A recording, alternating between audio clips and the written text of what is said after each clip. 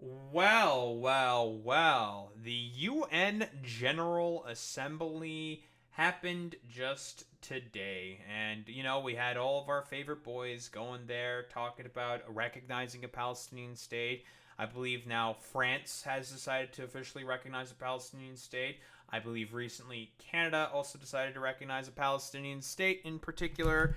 And who else? There's a couple of other countries talking about, well, wanting to recognize a Palestinian state. But obviously, our favorite boy, Trump, the big baby man himself, one of our very, very favoritist specialist little boys, decided to sort of just to be like, oh, well, I don't like Palestine, and I'm going to just say a bunch of schizo shit probably at the General Assembly. If I were to take a guess. I haven't watched it yet. But funnily enough, Donald Trump, he also had some talks with Zelensky. And this is like really, really fucking funny how he has basically just had seemingly a complete 180 in terms of foreign policy in terms of engaging with Zelensky and the Ukrainians. So what do we have here? After getting to know and fully understand the Ukraine Russia military and economic situation, and after seeing the economic trouble it is causing Russia, I think Ukraine, with the support of the European Union, is in a position to fight and win all of Ukraine back in its original form. This is incredible. A complete 180 from all of the shit that he's been saying before. I don't know who the fuck decided to get into his ear, but I don't know. His best friend Pootie Poo might not be too happy about that. Or maybe it's Trump himself not being too happy with Putin in terms of, well, Putin just constantly fucking snubbing him over and over again. And him potentially just being completely tired with the fucking bullshit. It's just like, well, you know what, Putin, I've had enough of your bullshit. Fuck you. I've had enough. I don't want to deal with any of your shit anymore.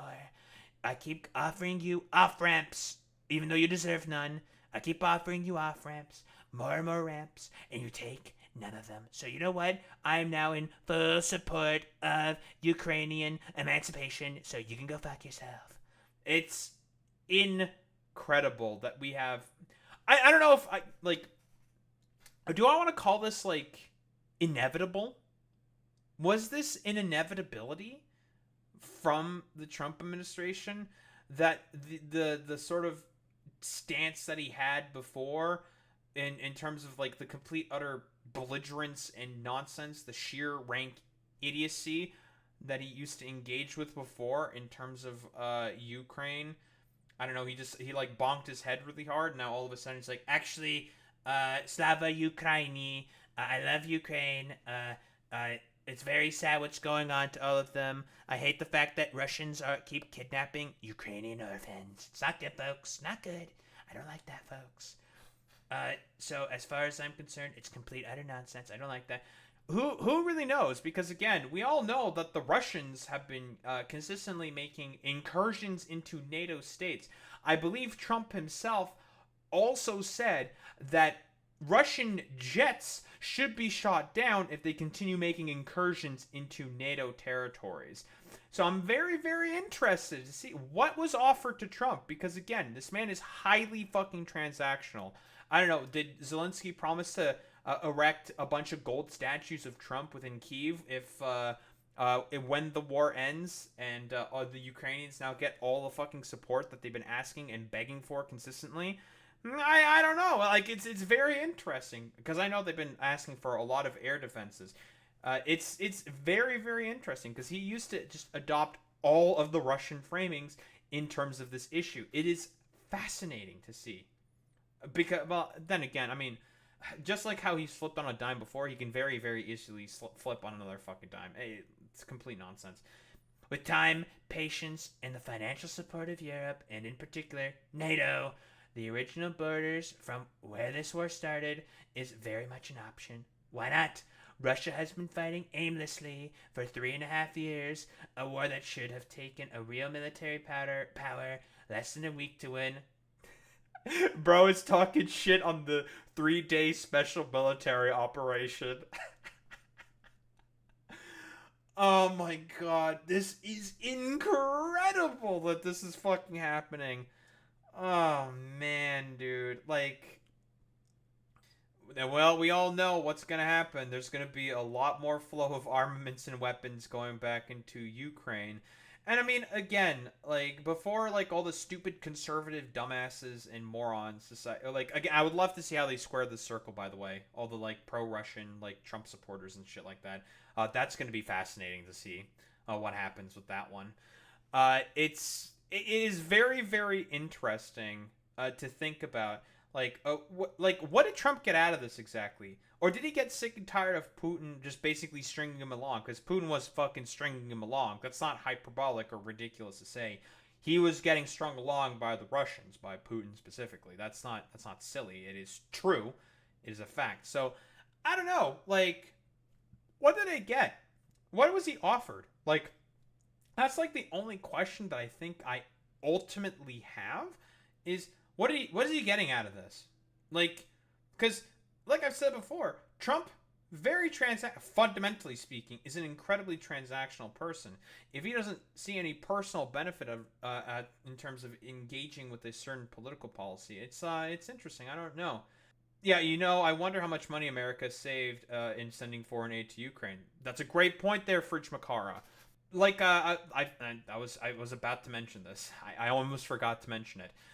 A lot of the equipment that the Ukrainians have been receiving from the United States of America is older equipment from the Cold War that was slated to be decommissioned. And it would have been a lot more expensive to decommission that equipment in comparison to just sending it over to Ukraine for it to be used. And again, in terms of the aid that was being sent to Ukraine, it was being subsidized by arms manufacturers. They were getting government sort of subsidies. They were buying the weapons and then shipping it over to the Ukrainians. Again, the main people that were benefiting from all of the money that was being spent on military equipment that was being given away were on American arms manufacturers, which benefited the American economy. So, well, that's a little interesting. Makes you think. Yeah, probably not as much as they spent, but like it could have been a sizable amount. That's entirely true. I don't disagree with that, Fridge Makara. This is not distinguishing Russia. In fact, it is very much making them look like a paper tiger. I mean, they already made themselves look like a paper tiger. Again, like, they think that they can tussle with fucking NATO and they're still at war with the Ukrainians, who is isolated in comparison. They're still having problems conquering that country. They're definitely a paper tiger. When the people living in Moscow and all of the great cities, towns, and districts all throughout Russia, it's really only Moscow. I mean, there's also St. Petersburg, but it's really really fucking funny.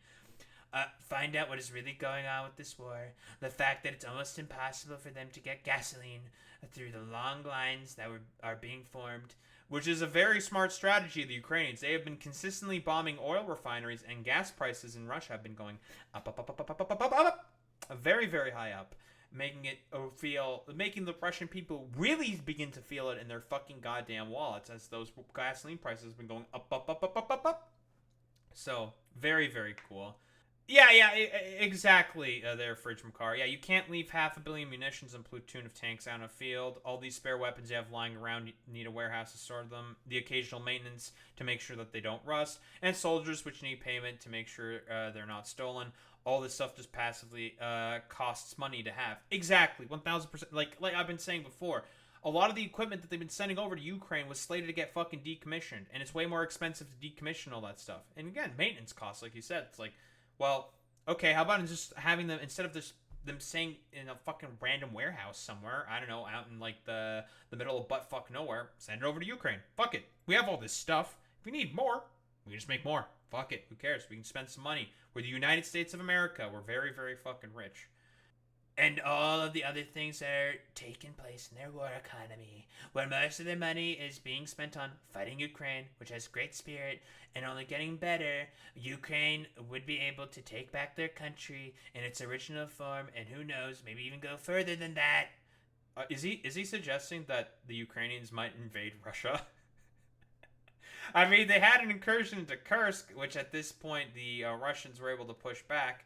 Personally, I don't think that's going to happen, but it's going to be even tough for them to reclaim a lot of the territory because now it's heavily fucking fortified.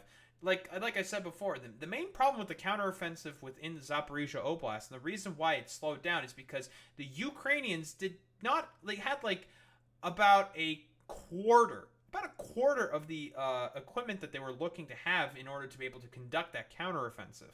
Right? They made a breakthrough. They did a little bit of a breakthrough, but at this point, it's been all for basically naught, simply just due to the fact that, well, let's be quite honest here, they just didn't have enough juice. Because, well, the Biden administration put a lot of arbitrary restrictions on them because of, like, some paranoia and some fear that, like, Russia might do something crazy. I mean, probably not. Like, they've already threatened to nuke the world before, and they'll do it again consistently, but they'll never actually do it because they know that if they were to actually start throwing around nukes everywhere, like tactical weapons, a lot of their backers, even in China, they're not going to be able to want to stand by them and be like, okay, bro, like, that's a bridge too far even for us. Like, nuh-uh, you're just, like, randomly fucking nuking shit? Nuh-uh, I don't think so. Yeah, we've had enough of this bullshit. You're either gonna put the fucking kibosh on this shit, or we're just not gonna fucking support you anymore. We're gonna cut off the fucking alliance because Russia needs China in order to be able to survive. Real question is Trump being how he is and refusing to give aid to Ukraine, does this mean Zelensky could very well declare the Budapest Memorandum null and void and start making nukes again? I don't think it's going to happen because, again, you have to think about it. The Ukrainian economy is also wrecked because of this war. Are they really going to be able to maintain a fucking nuclear arsenal considering the state of their economy? They'd have to get a lot of Western aid and money in order to be able to do that. Let's be honest here. Like, I don't think so at this point. Putin and Russia are in big economic trouble, and this is the time for Ukraine to act. In any event, I wish both countries well. We will continue to supply weapons to NATO, for NATO to do what they want with them. Good luck to all. So that's the sort of justification that he can give to his more isolationist people, to be like, oh, well, you know, I'm giving it to NATO. If they want to send her to Ukraine, that's their problem. That's not my problem. And it's just going to be all bought and paid through for fucking NATO instead. Because he doesn't want to have any direct culpability into this. Yeah, yeah, Trump's not going to fucking sell a nuke to Zelensky. That's not going to fucking happen, right? But with that all aside, what did our favorite boy here say about the UN? Well, at the UN. Let's take a look. This is an ABC News special report. Good morning, I'm Diana Macedo. We are coming on the air because President Trump is about to address the 80th session of the United Nations General Assembly. This will be the president's first address to the UN since returning to office 9 months ago. He'll be speaking to world leaders, allies, and adversaries about ending the wars in Ukraine and Gaza. Pressure is mounting on Israel as some of America's closest allies, including France, Britain, Canada, and Australia, are recognizing the state of Palestine. I feel very happy to be up here with you nevertheless. All right. And that way you speak more from the heart. I can only say that whoever's operating this teleprompter is in big trouble. Okay. I had Riz, folks, let me tell you. Hello, Madam First Lady. Thank you very much for being here. And Madam President, Mr. Secretary General, First Lady of the United States, distinguished delegates, ambassadors, and world leaders. 6 years have passed since I last stood in this grand hall and addressed a world that was prosperous and at peace in my first term. Since that day, the guns of war have shattered the peace I forged on 2 continents. An era of calm and stability gave way to one of the great crises of our time. Okay, I'm going to be quite honest here. Like, what do you mean, like, peace that you forged on 2 continents in your first term? Like, what peace deals did fucking Trump forge during his tenure?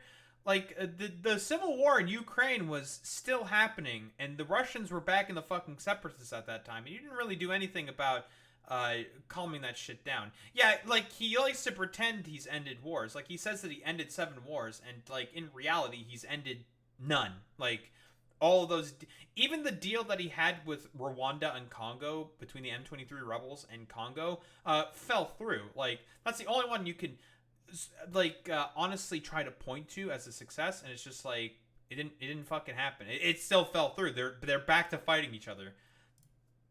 And here in the United States, 4 years of weakness, lawlessness, and radicalism under the last administration delivered our nation into a repeated set of disasters. 1 year ago, our country was in deep trouble, but today, just 8 months into my administration, we're the hottest country anywhere in the world, and there is no other country even close. America is blessed with the labor market shitting the bed, the economy shitting the bed, but the stock market's up, folks, so that means the economy is doing well. Because again, like I said before, the only metric he cares about is just the fucking stock market. strongest economy, the strongest borders, the strongest military, the strongest friendships, and the strongest spirit of any nation on the face of the earth. He just did strongest friendships. South Korea just had a big problem with the fact that he raided and arrested about 475 of their nationals in order to try to detain and fucking deport them back to fucking South Korea, despite the fact that they had work visas. Like, I don't think so, buddy.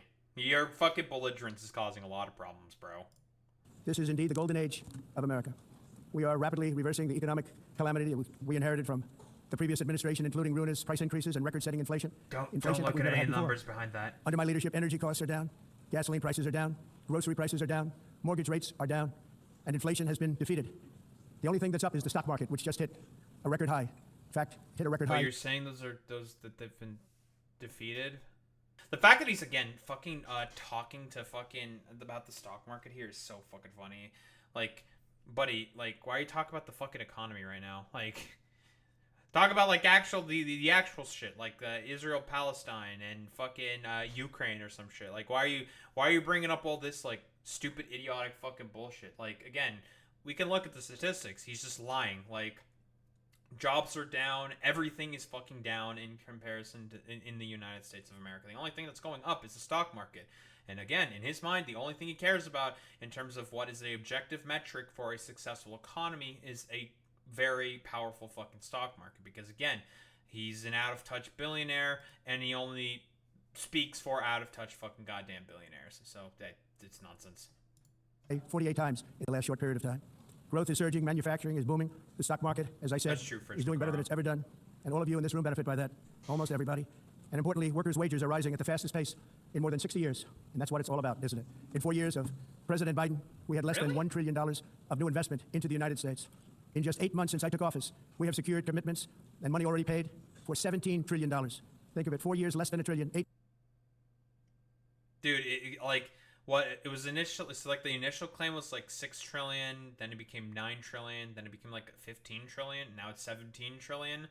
Press X to fucking doubt on that one, buddy. I don't know. Are you trying to like offset the fact that you're about to add 11 trillion to the fucking national debt of the United States of America? Yeah, take complete utter nonsense. Oh yeah, Trump is also talking about how things are for the people in the U.S. incorrectly to people who don't live in the U.S. and probably could give less of a fuck. Yeah, exactly. 8 months, much more than $17 trillion is being invested in the United States, and it's now pouring in from all parts of the world. We've implemented the largest tax cuts in American history and the largest regulation cuts in American history, making this, once and again, the best country on earth to do business. And many of the people in this room are investing in America, and it's turned out to be an awfully good investment during this 8-month period. In my first term, I wonder why they're trying to do that. Oh, it's because they know it's not going to get regulated whatsoever. Oh, crazy. Oh, let's not pay attention to the fact that all of the rural hospitals are starting to close around the fucking country, and specifically areas that voted for you. Like, let's not pay attention to that. By the way, the economy after the passing of the One Big Beautiful Bill was already starting to fucking crater. Those tax cuts have not been put in place yet. So you can 1000% expect after the midterms, when those tax cuts go in, it's gonna get worse. The greatest economy in the history of the world. We had the best economy ever, history of the world. And I'm doing the same thing again, but this time it's actually much bigger and even better. The numbers far surpass my record-setting first term. On our southern border, we have successfully repelled a colossal invasion, and for the last 4 months, and that's 4 months in a row. This is like one of my favorite things to pull up to inherently debunk Trump. So first off, Pew Research, about 1.2 million migrants in the U.S. are either eligible for or receiving temporary protected status. Now you're noticing that there's a lot of fucking Venezuelans that are coming in, right? From 2021 and 2023, right? Why is that? A funny little thing called the 2019 Venezuelan uprising attempt. This is like, I don't know, this is probably like the dozenth time or some shit that I have brought up this fucking goddamn talking point, but I'm gonna keep fucking bringing up this goddamn fucking talking point because it still has relevance to this day. Juan Guaido, with the backing of Trump, decided to go in there with 3 other dudes in a fucking goddamn trench coat, get spotted out by some fucking Venezuelan fishermen. It gets fucking reported. He gets fucking arrested. The coup attempt, if you can even call it that, miserably fucking goddamn fails. And, whoa, Juan Guaido got his fucking ass handed to him by some Venezuelan fucking fishermen. Trump gets mad about it, slaps highly restrictive sanctions, causes the Venezuelan economy to go into hyperinflation, thus making it collapse. And as a result, a lot of people decided to migrate from the fucking country. Again, Trump, you caused this. You were the one who did this. The number of illegal aliens admitted and entering our country has been zero. Hard to believe, because if you look back just a year ago, it was millions and millions of people pouring in from all over the world, from prisons, from mental institutions, drug dealers, all over the world they came. He still doesn't understand what people making asylum claims means. He still doesn't get it. They just poured into our country with the ridiculous open border policy of the Biden administration. No evidence. Our message is very simple. Obviously. If you come illegally into the United States, you're going to jail. Again, a TPS has a fucking legal process behind it. No one was being poured in. It's that stuff that gets determined by courts. I know that you don't like courts all that much, Trump, because, well, you tend to be in a lot of them. So yeah, it's stupid. Or you're going back to where you came from, or perhaps even further That's true. than that. You know what that means. I want to thank the country of El Salvador for the successful and professional job they've done in receiving and jailing so many criminals that entered our country. And it was... I love the fact that you're taking all of our supposed illegals into your gulag. Thank you very much, Nayib Bukele. under the previous administration that the number became record-setting, and they're all being taken out. You have no choice. And other countries have no choice because other countries are in the exact same situation with immigration. It's destroying your country, and you have to do something about it. On the world stage, America is respected again, No evidence like it has of never this, been obviously, respected but before. whatever. You think about 2 years ago, 3 years ago, 4 years ago, or 1 year ago, we were a laughingstock all over the world. At the NATO summit in June, virtually all NATO members formally committed to increase defense spending, at my request, from 2% to 5% of GDP, making our alliance far stronger and more powerful than it was ever before. In May, I traveled to the Middle East to visit my friends and rebuild our partnerships in the Gulf and those valued relationships with Saudi Arabia. Oh yeah, everyone is just making fun of the United States of America. You talk with like literally anybody. The only reason why a lot of world leaders are just capitulating to you is because they don't want to deal with like your complete utter belligerence and nonsense. Like, but the average fucking people around the world widely acknowledge that the United States is a complete fucking laughingstock. No one fucking respects you. Trust me. Like, I go to like literally every Canadian that I talk to, unless it's like some Alberta fucking weirdo or other fucking dipshits and morons. Like, most people will talk about how much they fucking hate the United States of America. Like, Canada, dude. Canadians, man. Like, we do not like you right now. And the UAE and other countries are now, I believe, closer than ever before. My administration has negotiated one historic trade deal after another, including with the United Kingdom, the European Union, Japan, South Korea, Vietnam, Indonesia, the Philippines, Malaysia, and many, many others. Likewise, in a period of just 7 months, I have ended 7 unendable wars. They said they were unendable. You're never going to get them solved. Some were going for 31 years. Again, let's be honest here. He's 0 for 7. He's 0 for 7. Not like complete utter nonsense, dude. Of them, 31. Think of it, 31 years. One was 36 years. One was 28 years. I ended 7 wars, and in all cases, they were raging with countless thousands of people being killed. This includes Cambodia and Thailand, Kosovo and Serbia, the Congo and Rwanda. So again, Cambodia and Thailand, that was just border tensions. They were having some border tensions. Like, I don't know if like they were slated to go to war. They were having some tension. That's really about it. The only other in term thing is just like what there's also Serbia and Kosovo. There's like no evidence whatsoever that there was going to be a war that was going to happen in Serbia and Kosovo, like zero whatsoever. India, Pakistan, again, that was an internal affair that was taken care of, so nothing there, like the complete utter lie in that particular respect. Again, like let's be fucking honest here. Israel and Iran, he's the one who gave the go-ahead to Israel in order to start bombing the fucking Iranians, so that doesn't fucking count, because you're the one who overall said, like, yeah, Israel, start bombing them. Very, very cool. You know, we're gonna bomb them, folks. You can just start bombing. Fuck it. Who cares? So I'm not giving you that ceasefire. That one doesn't count. Russia, Ukraine is still going on. So no ceasefire there. What else? Israel and Hamas. As far as I can tell, Gaza is still being bombed to ever living fucking hell.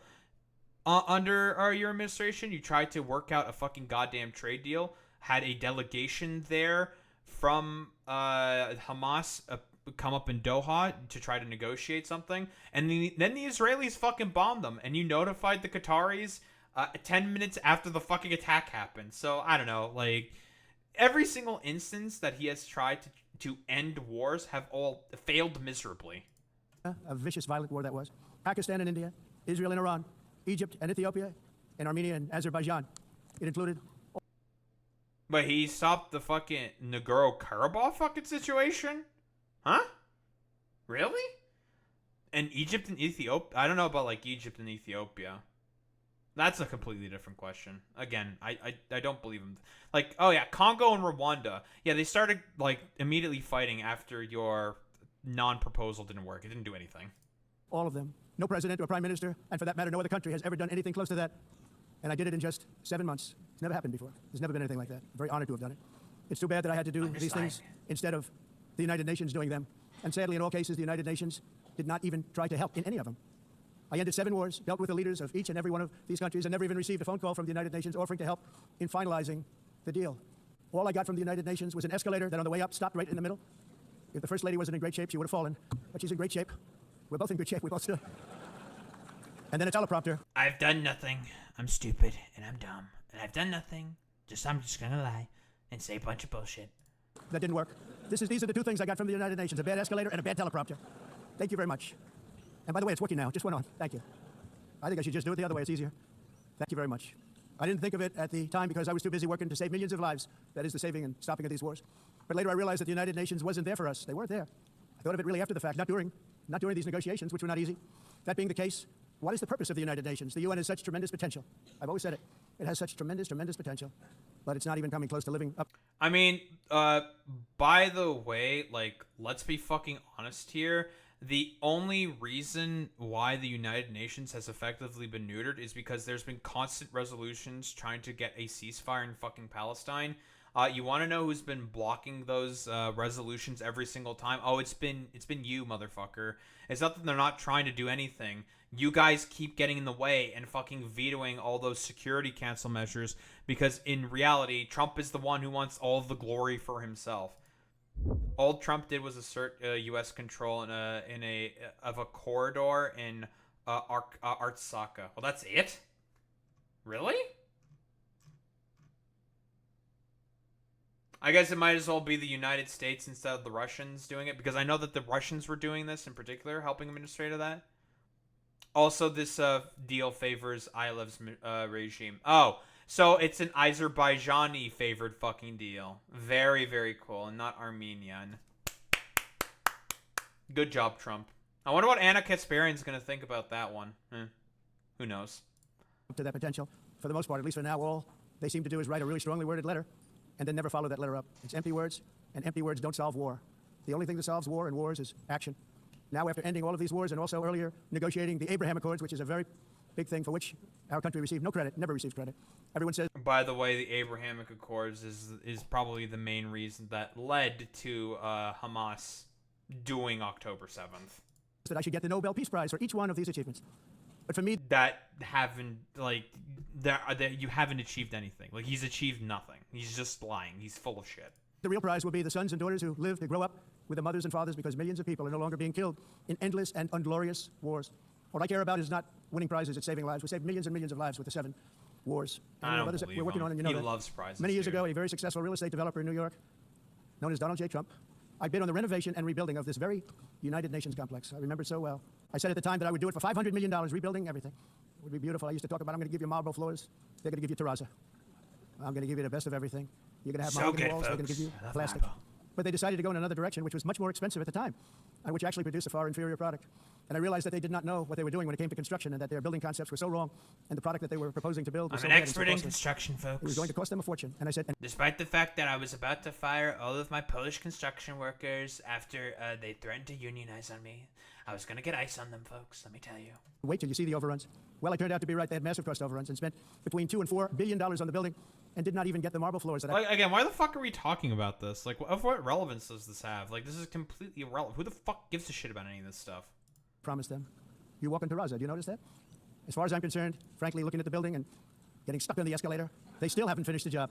They still haven't Keep finished those years complaining ago. about it. The project was so corrupt that Congress actually asked me to testify before them on the tremendous waste of money, because it turned out that they had no idea what it was, but they knew it was anywhere between $2 and $4 billion as opposed to $500 million with a guarantee. But they had no idea, and I said it cost much more than $5 billion. Unfortunately, many things in the United Nations are happening just like that, but on an even much bigger scale, much, much bigger. Very sad to see whether the UN can manage to play a productive role. I've come here today to offer the hand of American leadership and friendship to any nation in this assembly that is willing to join us in forging a safer, more prosperous world. And it's a world that we'll be much happier with. A dramatically better future is within our reach. But to get there, we must reject the failed approaches of the past and work together to confront some of the greatest threats in history. It's really funny how Donald Trump is talking about how people want to work together when this is a motherfucker who is fundamentally against the concept of trust. Like, let's be fucking quite honest here. Like, this guy could give less of a flying fuck about any of that stuff. He doesn't give a shit about any of this. It's complete nonsense, dude. There is no more serious danger to our planet today than the most powerful and destructive weapons ever devised by man, of which the United States, as you know, has many. Just as I did in my first term, I've made containing these threats a top priority, starting with the nation of Iran. My position is very simple. The world's #1 sponsor of terror can never be allowed to possess the most dangerous weapon. That's true. That's why, shortly after taking office, I sent the so-called Supreme Leader a letter making a generous offer. I extended a pledge of full cooperation in exchange for a suspension of Iran's nuclear program. The regime's answer was to continue their constant threats to their neighbors and U.S. interests throughout the region and some great countries that are right nearby. Today, many of Iran's former military commanders... Again, let's not pay attention to the fact that every time the Iranians sent a fucking delegation, the Israelis would consistently attack them, which is a strategy that has been consistent with delegations from fucking Hamas, where they will attack their diplomatic delegations, and basically these ceasefire negotiations, which ultimately were designed to go fucking nowhere, and as expected, let's be quite fucking honest here, as expected, pretty much act as fucking honeypots in order to kill these representatives of those fucking groups and countries. Yeah, ignoring Saudi Arabia and Pakistan, biggest sponsor of terror. Sure, bro. In fact, I can say almost all of them are no longer with us. They're dead. And 3 months ago, in Operation Midnight Hammer, 7 American B-2 bombers dropped the 14 30,000-pound each bombs on Iran's key nuclear facility. Which did absolutely nothing. Everything. No other country on Earth could have done what we did. No other country has the equipment to do what we did. Which we had did the greatest nothing. weapons on Earth. We hate to use them. But we did something that for 22 years people wanted to do. With Iran's nuclear enrichment capacity demolished, I immediately brokered an end to the 12-day war, as it's called. Again, by the way, I want to tell you, hypothetically speaking, if there was fissile fucking goddamn material in those fucking goddamn silos, in those centrifuges, you know what would have happened? A bunch of fucking nuclear dust would have been kicked out and spread all over a bunch of different countries. Israel itself might have been in fucking danger. This might have spread as far as fucking Russia. Yeah, unironically, it would have been World War III. That fucking bombing was incredibly stupid and reckless. Because, again, more than likely, they talked the Iranians to make sure that there was no fissile material on those rather symbolic fucking strikes. We know for Makara that it's at 60% enrichment. It's not weapons grade, but it's enough to make a dirty bomb. Between Israel and Iran, with both sides agreeing to fight no longer. As everyone knows, I have also been deeply engaged in seeking a ceasefire in Gaza. Have to get that done. Have to get it done. Unfortunately, Hamas has repeatedly rejected reasonable offers to make peace. We can't forget October 7th, can we? Now, as if to encourage... Yeah, reasonable offers, by the way. You're going to give Israel everything, and we're still probably going to bomb you anyways. Like, fuck you. Seriously. Yeah, reasonable fucking offers. AKA basically fucking nothing. Like, okay, bro. Continued conflict. Some of this body is seeking to unilaterally recognize a Palestinian state. The rewards would be too great for Hamas terrorists for their atrocities. This would be a reward for these horrible atrocities, including October 7th, even while they refuse to release the hostages or accept the ceasefire. Instead of giving to Hamas and giving so much, because they've taken so much, this could have been solved so long ago. But instead of giving in to Hamas's ransom demands, those who want peace should be united with one message. It's called hostage negotiations. Yeah, they're gonna have ransoms for hostages. It's how it fucking works, you clown. Like, what the fuck are you talking about? I mean, it's so fucking stupid, man. At worst, those bombs could have done is the facility to cave in, which sure kills a number of scientists if they're in there. As far as we know, there was no one in there. Like, the U.S. more than likely talked to the Iranians about it because they had to make sure there's no fissile material in there, because if it was, that would have been really, really fucking bad. And yeah, like, they don't, like, listen, as soon as the fucking hostages come back, What's to say that Israel is going to stop and just like start bombing fucking Gaza again? Let's be honest here, Boy Meets Mini. Release the hostages now. Just release the hostages now. Thank you. By the way, after day one, on October 8th, Hamas was willing to negotiate to release the hostages. Again, the main person who has never wanted to negotiate was Benjamin Netanyahu, consistently. Thank you. As we have got to come together, and we will come together, get it done. We have to stop the war in Gaza immediately. We have to stop it. We have to get it done. We have to negotiate. Immediately have to negotiate peace. We got to get the hostages back. We want all 20 back. We don't want 2 and 4. As you know, I got, along with Steve Witkoff and others that helped us, Marco Rubio, we got most of them back. We were involved in all of them. So many. I always said the last 20 are going to be the hardest, and that's exactly what happened. We have to get them back now. We don't want to get back 2, then another 2, and then 1, and then 3. Have this process. No, we want them all back, and we want the actually 38 dead bodies back too. Those parents came to me, and they want them back, and they want them back very quickly and very badly, as though they were alive. They want them every bit as much as if their son or daughter were alive. I've also been working relentlessly, stopping the killing in Ukraine. I thought that would be, of the 7 wars that I stopped, I thought that would be the easiest because of my relationship with President Putin, which had always been a good one. I thought that was going to be the... Yeah, it turns out Vladimir Putin actually could give less of a fuck about you, and it was always a vector of trying to manipulate you. Which I guess now is going to backfire at this point, which is really, really funny considering the 180 that he's doing. It's so fucking hilarious, dude. The easiest one, but you know, in war, you never know what's going to happen. There are always lots of surprises, both good and bad. Everyone thought Russia would win this war in 3 days, but it didn't work out that way. It was supposed to be just a quick little skirmish. It's not making Russia look good. It's making them look bad. No matter what happens from here on out, this was something that should have taken a matter of days, certainly less than a week. And they've been fighting for 3.5 years and killing anywhere from 5,000 to 7,000 young soldiers, mostly soldiers, on both sides, every single week, from 5,000 to 7,000 dead young people, and some in cities, much smaller numbers, where rockets are shot. Again, we talked about the claim about 5,000 to 7,000. Like, claims have said that it's probably about 2,000 a week. It's not 5,000 to 7,000. Like, it's not true. But yeah, whatever. Bones are dropped. This war would never have started if I were president. This was a war that should have never happened. It shows you what leadership is, what bad leadership can do to a country. Look what happened to the United States, and look where we are right now in just a short period of time. The only question now is how many more lives will be needlessly lost on both sides. China and India are the primary funders of the ongoing war by continuing to purchase Russian oil, but inexcusably, even NATO countries have not cut off much Russian energy and Russian energy products. I mean, again, like I've mentioned before, like, because again, it's just complete nonsense. The European Union already said that they're weaning off of Russian gas and oil supplies.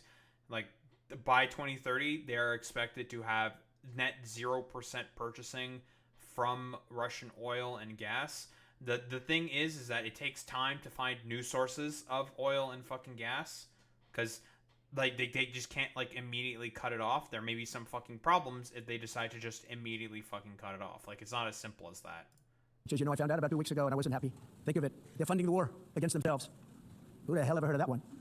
In the event that Russia is not ready to make a deal to end the war, then the United States is fully prepared to impose a very strong round of powerful tariffs, which would stop the bloodshed, I believe, very quickly. But for those tariffs to be effective, European nations, all of you are gathered here right now, would have to join us in adopting the exact same measures.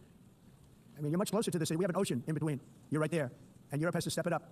They can't be doing what they're doing. They're buying oil and gas from Russia while they're fighting Russia. It's embarrassing to them, and it was very embarrassing to them when I found out about it, I can tell you that. They have to immediately cease all energy purchases from Russia. Otherwise, we're all wasting a lot of time. So I'm ready.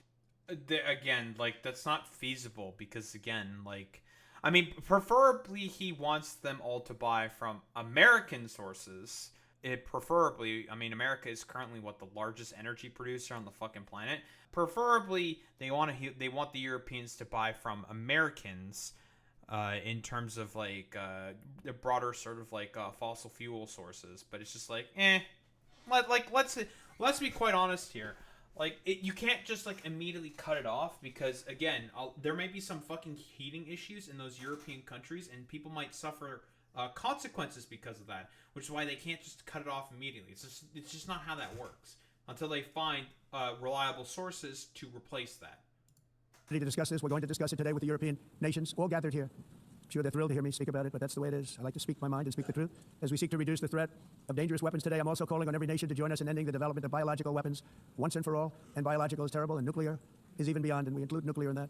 That's going to be a lot of shit. A cessation of the development of nuclear weapons. We know, and I know, and I get to view it all the time. Sir, would you like to see? And I look at weapons that are so powerful that we just can't ever use them. If we ever use them, the world literally might come to an end.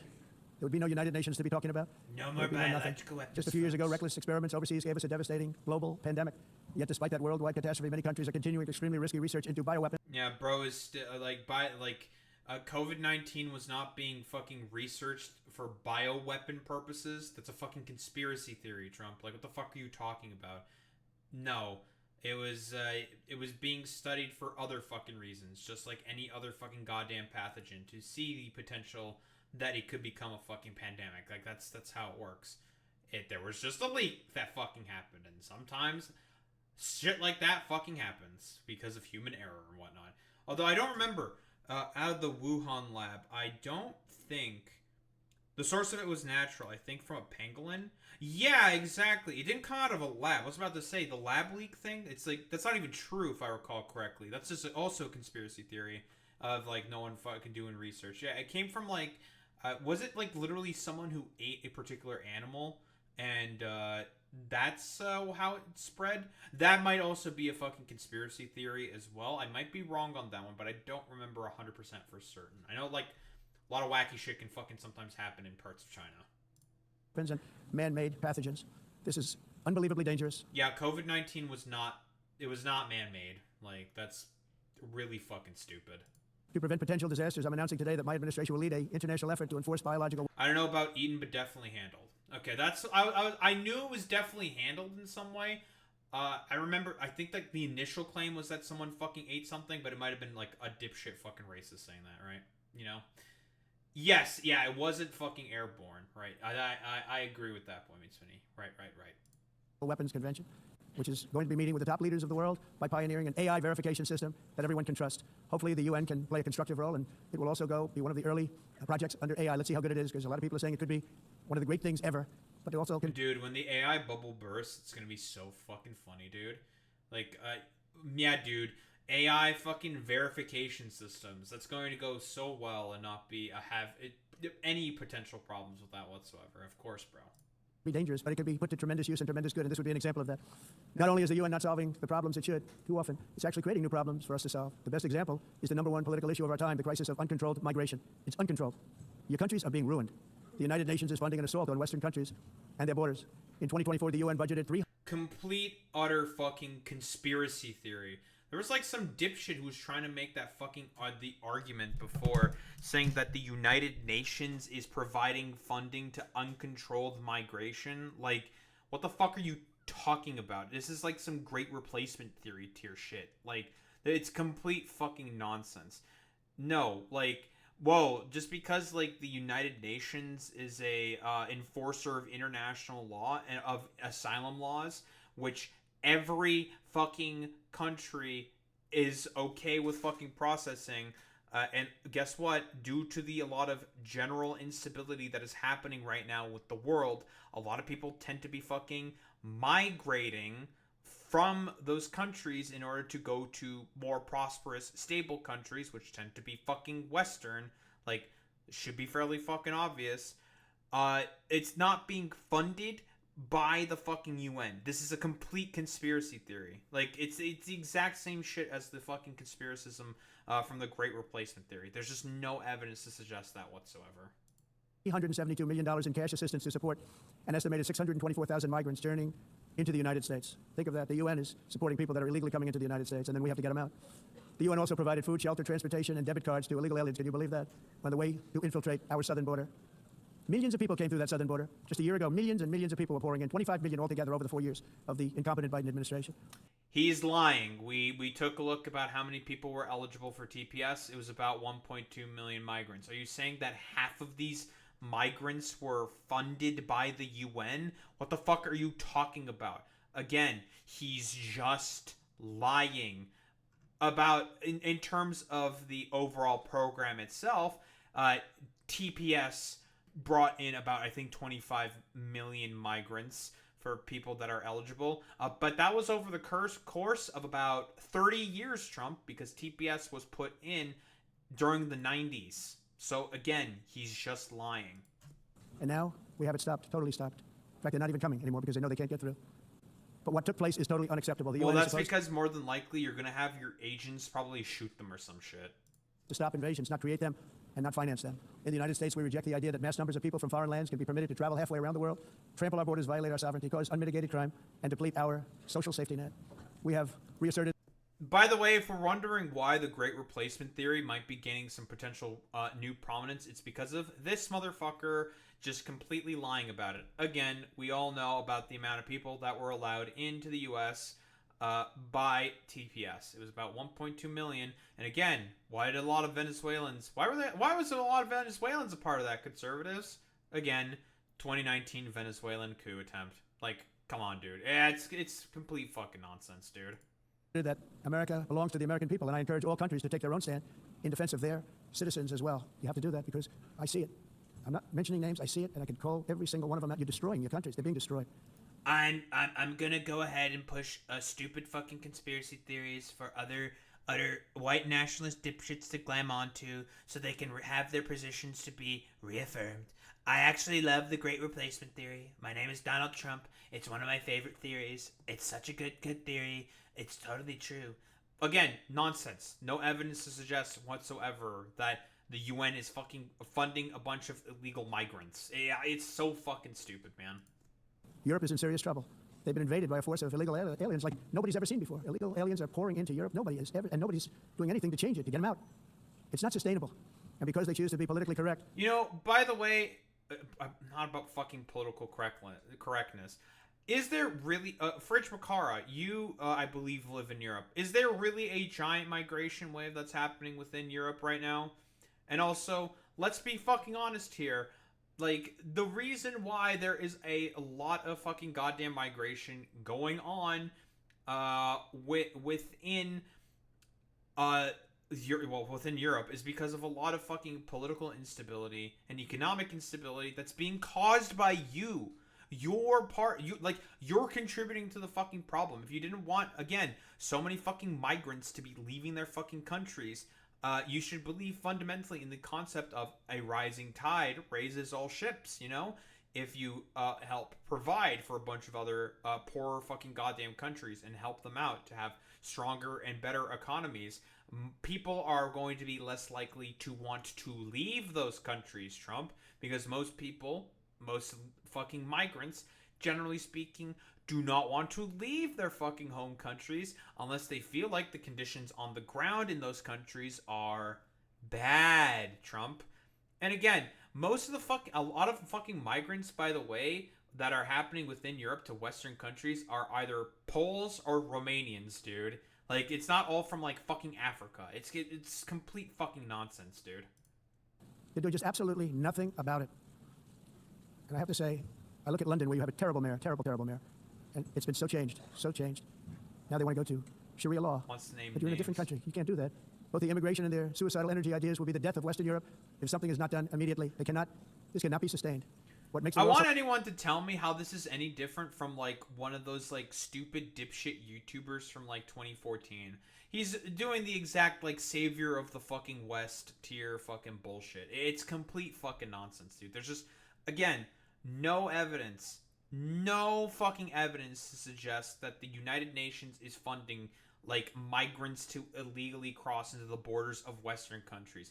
Yeah, it's complete fucking stupid. And in terms of most of the migration that happens within Europe, it's fucking Poles and Romanians and Ukrainians because, in most cases, Romania, fucking shithole, okay? Listen, I'm from Romania. It's a fucking shithole for a lot of goddamn complicated historical fucking reasons. And again, also, when it comes to the Ukrainians, should be fairly fucking obvious why it's happening. There's a fucking war currently going on there. Trump, you fucking moron. Even Russians, like, it's complete utter nonsense. I think we do actually have a lot of migrants coming to the UK specifically. I believe one of the main reasons why it's the UK that specifically gets hammered by migrants is because of the British Empire. It's spread everywhere, and thus the language is everywhere. So you have a lot of people who want to get out of their country and live a new life somewhere nicer, and it's way easier to settle into a new country and live life, especially if you speak their language. Oh, that's a really good point there, Fridge Makara, right? Like, the fucking British Empire spanned 25, like 30% of the fucking globe. Makes sense that there might be a lot of migrants that are trying to go into, well, the United Kingdom specifically, but even France, for example. Like, a lot of African countries, for example, are French-speaking. I wonder if dumbass fucking racists have ever asked themselves the question why there might be a lot of French-speaking and English-speaking countries all around the world. I'm going to tell you right now, it's not because of cultural osmosis. So beautiful is that each country is unique. But to stay this way, every sovereign nation must have the right to control their own borders. You have the right to control your borders, as we do now, and to limit the sheer numbers of migrants entering their countries and paid for by the people. That's crazy. They all claim fucking asylum and then they get processed. That's how it fucking works. It's so... trust me, like, this great replacement theory shit, this savior of the fucking West bullshit is still fucking bullshit, even in 2025, back during even Gamergate and all the, like, the 2014 skeptic tier fucking nonsense and bullshit. Of that nation that were there and that built that particular nation at the time. They put their blood, sweat, tears, money into that country, and now they're being ruined. Proud nations must be allowed to protect their communities and prevent their societies from being overwhelmed by people they have never seen before, with different customs, religions, with different everything. Where migrants have violated laws, lodged false asylum claims, or claimed refugee status for illegitimate reasons, they should, in many cases, be immediately sent home. And while we will always have a big... Damn, it's a good thing that generally that is the case, and that's what happens. It just takes time for a court to process that, Trump. Yeah, it takes time for that to process. And for the time being, they put them somewhere to house them, because they can't just have them out in the fucking streets, Trump. Like, that's how it works, Trump. Big heart for places and people that are struggling and truly compassionate. Answers will be given. We have to solve the problem, and we have to solve it in their countries, not create new problems in our countries. And we are very helpful to a lot of countries that are just not able to send their people anymore. They used to send them to us in caravans of 25, 30,000 people each. These massive caravans of people pouring into our country, totally unchecked and unvetted. But not anymore. According to the Council of Europe in 2024, almost 50% of inmates in German prisons were foreign nationals or migrants. In Austria, the number was 53% of the people in prisons were from places that weren't from where they are now. In Greece, the number was 54%, and in Switzerland, beautiful Switzerland, 72% of the people in prisons are from outside of Switzerland. When your prisons are filled with so-called asylum seekers who repaid kindness, and that's what they did, they repaid kindness with crime. It's time to end the failed experiment of open borders. You have to end it now. See, I can tell you. I'm really good at this stuff. There's still, like, there's no evidence that there's fucking open borders. It's just a lie. It's bullshit. No one fucking opened the goddamn borders. Like, what the fuck are you talking about? It's complete nonsense. Again, people fucking claim asylum. They have to, their claims are gonna get fucking processed. Again, like, that's how it fucking works. They come in, they claim asylum, it gets processed, and then they do some fucking potential crime. It's just like, okay, well, I guess that claim ended up being fucking false. Bye-bye, get fucking deported. That's how it works. It takes time, though. That's the main issue. But again, you don't give a fuck about any of this stuff. Your countries are going to hell. In America, we've taken bold action to swiftly shut down uncontrolled migration. Once we started detaining and deporting everyone who crossed the border and removing illegal aliens from the United States, they simply stopped coming. They're not coming anymore. Well, also, let's not talk about the fact that we're also detaining not only legal migrants but also American citizens. But let's not talk about any of that stuff. We're getting a lot of credit, but they're not coming anymore. This was a humanitarian act for all involved, because on the trips up, thousands of people a week were dying. Women were being raped. Nobody's ever seen anything like it. Raped. Damn, and now people are fucking dying and being raped in the countries that they're living in that you've had a direct hand in making worse. Like, you have had a hand in making everything fucking worse, you dumbass. Horribly beaten, raped. On the trip up, the journey up, it was a long walk. It was a long, arduous journey, indeed. It was also a historic victory against human trafficking throughout the region. What we did was that's true, Fridge so many lives of people that wouldn't make the journey. That journey was loaded up with death. Loaded up with death. Dead bodies all along. Oh, yeah. Along the roads. Yeah, we've talked about this before. Yeah, like, Trump wants to use, like, AI fucking tracking shit with, like, fucking Palantir to just, keep deporting more and more fucking people. Listen, the cyberpunk dystopia, it's fucking here, dude. You get up, they go through jungles, they go through areas so hot you couldn't breathe. They were dying of suffocation, areas so hot that you couldn't breathe. Dead bodies all over. By them not coming, we're saving tremendous numbers of lives. My people have done a fantastic job. And like I said before, they're going to keep fucking goddamn coming whether you like it or not, because you are not addressing any of the main root causes or basis of the issues. They're just too afraid right now because they might get fucking shot, or they're going to other countries because they could see that the United States, kind of a hostile place to go to. We don't really want to fucking touch that shit with a 10-foot pole because of this complete, utter, like, old, rambling, belligerent dipshit. I mean, it's so fucking stupid. Again, if you want the migration to stop, a rising tide raises all ships. If you basically help every fucking nation try to be able to be successful on their own 2 feet, then people are not going to want to leave their country to the United States of America, which is inherently more prosperous. It's incredible, just like in terms of like how capitalism basically creates its own problems here in particular. And yeah, that's a very good point, Fridge Makara. Yeah, you're the motherfucker who cut USAID. Like, you want people to not be migrating and leaving their fucking goddamn country. USAID, a lot of foreign aid, was the reason why they were not leaving those fucking countries. And now, guess what? A lot of sick people are now going to have to be forced to leave a lot of those other countries for the express purpose of being able to try to fucking find medicine to try to be able to fix their goddamn diseases and their problems. Which is why USAID, him cutting that shit off, was, well, let's be honest here, one of the main reasons which is going to cause a massive fucking migration wave. Like, it's complete fucking stupid, dude. At this point, yeah, I mean, the angle is going to be open, Boy Meets Mini, right? Like, but they might start doing more world aid because, again, like, an avenue is being open, and if China wants to assert themselves as a global fucking superpower now, they could do more world aid and do a lot of fucking soft power that this dumbass over here seemingly doesn't fucking understand how it works and why it was incredibly effective. Again, like I said before, you want people to not leave their countries. A rising tide raises all ships, Trump. You want people to not leave? Well, you give them fucking funding to make them not fucking leave and make it such that their economy is able to prosper on its own, and then they're not going to want to leave the country. It's so fucking stupid. Yes, it was used before as a CIA recruitment and training tool. Yes, it has happened before. Doing what they did, and the American public agrees with it. I mean, I was very proud to see this morning have the highest poll numbers I've ever had. Part of it is because of what we've done on the border. I guess the other part is what we've done in the economy. Joe Biden's policies empowered murderers. He is currently underwater on every single issue, including fucking immigration. He is lying here. I think the only polls that he may be thinking of is like whatever, like, I don't know, schizo internal poll that his like sycophants are feeding him to not make him mad. So he's lying.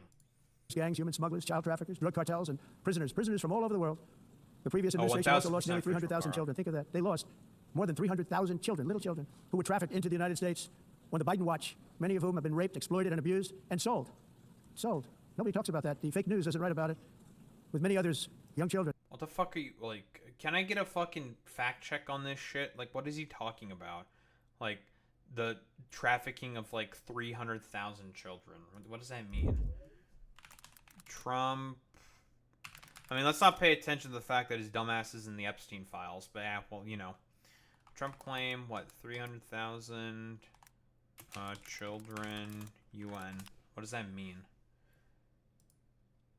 Literacy speech with false claims about climate, inflation, immigration, and world peace, right? Trump and wars, ended 7 wars, obviously he didn't. Wait, Egypt and Ethiopia were not currently at war during Trump's time in the White House. That's so fucking funny, dude. They have a long-running and unresolved dispute about a major Ethiopian dam project on a tributary of the Nile River. But this is not a war. Oh, so again, they have an unresolved dispute, so therefore it is a war. Stupid. Yeah, Trump hasn't actually ended the conflict in Congo and Rwanda, obviously. Kosovo and Serbia, like I said before, just it's complete nonsense there. He's just, like, lying. It's like something that he just can't conjured up or some shit, but whatever. Yeah, the transgenic mice stuff, Fridge Makara, yeah, that was stupid, obviously. Trump's poll numbers, I was very proud to see this morning on the highest poll numbers. No, he's currently, well, in terms of every issue and every other major poll, down in terms of approval rating. So, again, this is nonsense. Let me see. Wait, grocery prices. Trump also claimed that under his leadership, grocery prices are down. False. Boy Meets Mini, you can probably attest to this. You've talked about how your grocery prices have actually been going up. About 1% higher in August and are slated to keep going up. So that's pretty cool. Inflation has been defeated. They're higher than under Biden's inflation. Very, very cool. Worsening since May. After hitting a 4-year low in April, it was about 2.9% in August, up from 2.7% in July. Identical to the 3% rate in January. So inflation's going up. In fact, U.S. energy prices are spiking. More than twice as fast as original overall prices. Consumer price index figures also show they were about 6.2% higher. $17 trillion, which was also $9 trillion. It's Again, the thing with these like commitments is that it's vagaries that he's just going to peddle as true. Where's this 300,000 children? Here it is. Biden and migrant children.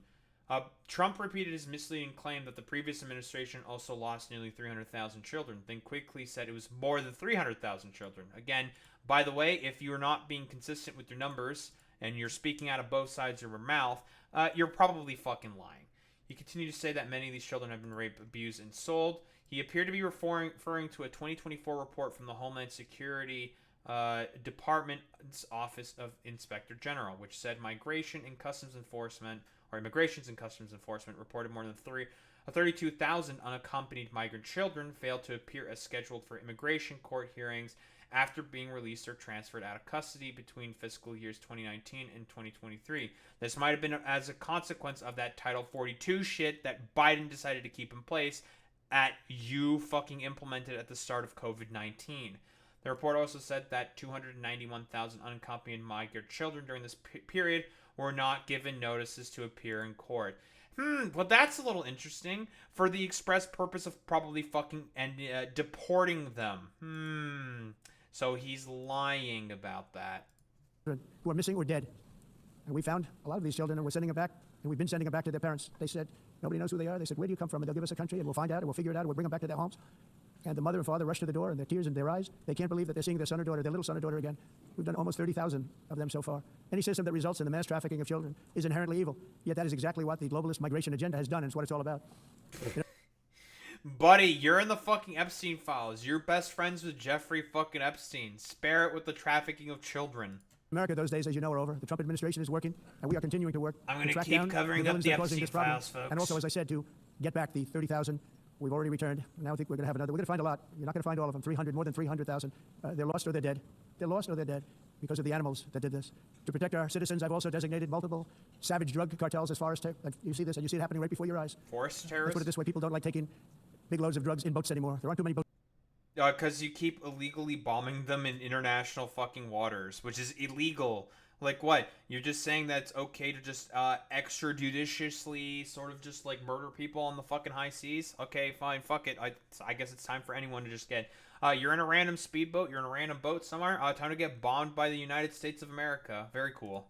Boats that are traveling on the seas by Venezuela, they tend not to want to travel very quickly anymore. And we virtually stopped drugs coming into our country by sea. We call them the water drugs. They kill hundreds of thousands of people. I've also designated multiple savage drug cartels as far as... Oh, by the way, he also said, like, he made the claim that about 300 million people were dying due to fucking fentanyl not that long ago, which is hilarious, because just like, oh, I guess, like, the population of the United States of America is now 42 million people? Whoa, that's crazy. I never would have thought that'd be possible. Foreign terrorists... Yes, he said 300 million people were dying to fucking fentanyl. Organizations, along Which with two is bloodthirsty false. transnational gangs, probably the worst gangs anywhere in the world, MS-13 and Tren de Aragua. Tren de Aragua is from Venezuela, by the way. Such organizations torture... No evidence, obviously, that they have any correlation or relationships at all with the Venezuelan fucking state. Again, maybe if you didn't fucking slap such harsh sanctions on the Venezuelans, maybe they would have been able to more effectively deal with Tren de Aragua if you didn't fucking cause the collapse of their economy, Trump. I'm just saying. Mutilate and murder with impunity. They're the enemies of all humanity. For this reason, we've recently begun using the supreme power of the United States military to destroy Venezuelan terrorists and trafficking networks led by Nicolas Maduro. To every terrorist thug smuggling poisonous drugs into the United States of America, please be warned that we will blow you out of existence. That's what we're doing. We have no choice. Can't let it happen. They're destroying. I believe we lost 300,000 people last year to drugs. 300,000. Fentanyl and other drugs. I guess it's Each not boat that we send 300 carries million drugs anymore. that would kill more than 25,000 Americans. We will not let that happen. And Let me see. 300,000? Were there many people that died? That's entirely possible. I don't think it's ridiculous. Well, yeah, I mean, like, let's be honest here. Yeah, like, he is more than, like, he's okay with, like, I don't know, I guess, like I've said before, I guess, like, Trump is currently at war with Venezuela or some shit. I don't know, whatever. It's completely fucking stupid. energy is another Yeah, area so much for the pro-peace president, right? where the United States is now thriving like never before. We're getting rid of the falsely named renewables. By the way, they're a joke. They don't work. They're too expensive. They're not strong enough to fire up the plants that you need to make your country great. The wind doesn't blow. Those big windmills are so pathetic and so bad, so expensive to operate, and they have to be rebuilt all the time. They start to rust and rot. What the fuck are you talking about, dude? Like, His like claims on like fucking windmills, or not windmill, but wind turbines, gets like more and more like schizophrenic by the day. Like, what are you fucking talking about, bro? Like, they're so bad, they don't do well. Yet they generate gigawatts of fucking energy consistently. I mean, it's just fucking stupid. Yeah, they're doing great apparently in California, is what Boy Meets Minnie is saying, which has what, one of the windiest places on the fucking planet. So I don't know. It's one of those things where just spare me in. Hey, by the way, are you really sure that those fucking energy costs are going down? Like, if you keep going after the windmills and the solar panels, which are less expensive now than fucking fossil fuels. The only reason why he's saying this is because he wants to basically give his buddies within the fossil fuel industry basically as many fucking tax cuts and as much power as possible, despite the fact that it is a dying fucking industry. So whatever. The United States just wants to fall behind for no reason because Grandpa Simpson over here is shaking his fist at clouds, being like, "Curse you, renewables!" And is just gonna say like other like idiotic conspiratorial fucking nonsense, because he just wants to have more oil, drill baby drill, even though it's a dying fucking medium. It's so fucking stupid, dude. Most expensive energy ever conceived, and it's actually energy. You're supposed to make money with energy, not lose money. You lose money, the governments have to subsidize. You can't put them out without massive subsidies. And most of them are built in China. Oh, is he saying that there's massive subsidies because, again, the American government was giving subsidies to companies to start building renewables? It's so stupid because that's what Biden did. He gave subsidies to companies to try to start building and improving renewable infrastructure within the United States of America, which would have helped bring it into the future. But then again, he's like a complete fucking moron, and so he's like, well, Joe Biden did a thing, that means it's automatically bad because I'm an idiot. I give China a lot of credit. They build them, but they have very few wind farms. So why is it that they build them and they send them all over the world, but they barely use them? You know what they use? Coal. They use gas. They use almost anything, but they don't like wind. But they sure as hell like selling the windmills. Europe, on the other hand, has a long way to go with many... Again, like, what the fuck are you talking about, bro? Like, energy generated from wind is still a useful power when the wind isn't blowing, just as solar energy is a useful power source when the sun isn't shining. Since energy can be stored in industrial batteries, which have been getting better and better as a technology. It's so stupid. Like, Trump repeated this false claim, although China is the leading manufacturer of wind turbines. They have very few wind farms themselves. He added, so why would they build them and send them all over the world and barely use them? They don't have wind. In reality, China is the world leader in generation of wind power and has massive wind farms onshore and offshore, and it continues to install additional wind capacity much faster than the U.S. This is what, by the way, because of Trump's utter like stupidity and nonsense and conspiratorial bullshit, he's leaving avenues for China to just be, well, gain a lot of fucking power and good grace with a lot of people to rely on China in particular for more renewable energy resources, because again, he's just a fucking idiot, like, who thinks that, again, like, I love miners, I love the miners, both children miners and also coal miners getting black lung. That's some of my favorite stuff on the planet, because, you know, I love Jeffrey Epstein. He was one of my good friends, you know, I love him. So, again, like, spare me it. He has no idea what he's talking about because, again, for him, fundamentally speaking, it is all about providing as many fucking goddamn subsidies and power to a dying industry, that being the fossil fuel industry. Because, I don't know, he's just... It's a fucking death cult, people. Like, I don't know what else to say. It's a fucking death cult, dude. Conservatism, broadly speaking, of course. Country is being on the brink of destruction because of the green energy agenda, and I give a lot of credit to Germany. Germany was being led down a very sick path, both on immigration, by the way, and on energy. They were going green. They decided to get rid of all their fucking nuclear power plants because there was a force. There was like basically anti-nuclear billionaires and coal magnates within fucking goddamn Germany who decided to put out a propaganda campaign against Germany's nuclear infrastructure, you dumbass, and it was successful. And they were going bankrupt. And the new leadership came in and they went back to where they were, with fossil fuel and with nuclear, which is good. It's now safe. You can do it properly. By the way, in terms of the coal that the fucking goddamn Germans are extracting, it's probably some of the most dirtiest coal, and they have to do strip mining of coal.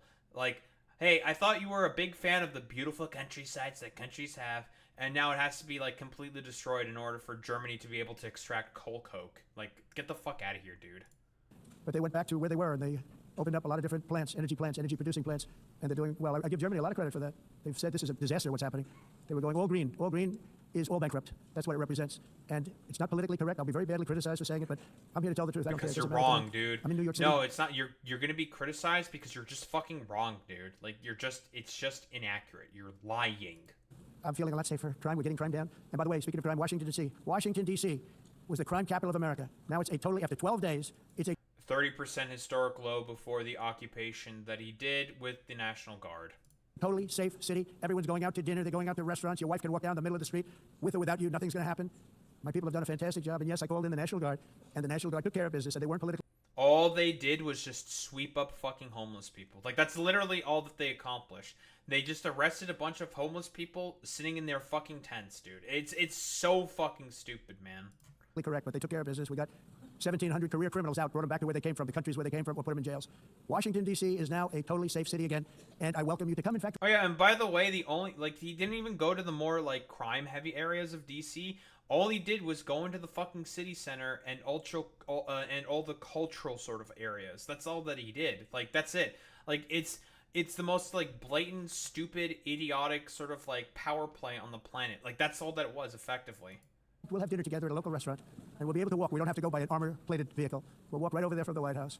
They've given up their powerful edge. A lot of the countries that we're talking about. Yeah, but then again, like, literally the only reason, by the way, he even wanted to crack down on homeless people the way that he cracked down on them is because on the way to a fucking golf course, he saw one fucking homeless dude in a tent and was just like, ew, that's ugly, and I want to get rid of it.